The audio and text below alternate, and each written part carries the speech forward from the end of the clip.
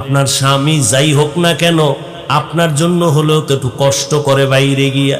কত স্বামী সকালের নাস্তারও চিন্তা নাই, দুপুরে খানাও খাইতে পারে না, যত কামাই করে গাধার মতো কষ্ট করে, নিজের জন্য কিছু করে না, স্ত্রীর জন্য আর সন্তানের জন্য করে।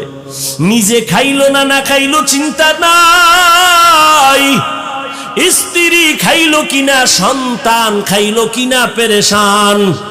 ঈদের বাজারে স্ত্রীর জন্য জামা কাপড় কিনে, সন্তানের জন্য কিনে, কিন্তু নিজের জন্য টেনশন নেই। যত স্বামী কাজ করে কষ্ট করে সব হলো পরিবারের জন্য।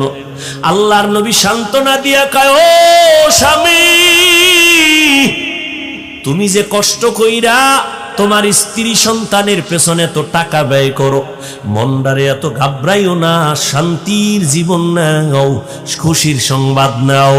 তুমি মাদ্রাসা মসজিদে যদি এই টাকাগুলো দান করতা, যা সওয়াব পাইতা, তোমার স্ত্রী সন্তানের পিছনে ব্যয় করিয়া তার থেকে বেশি সওয়াব পেয়ে যাইবা।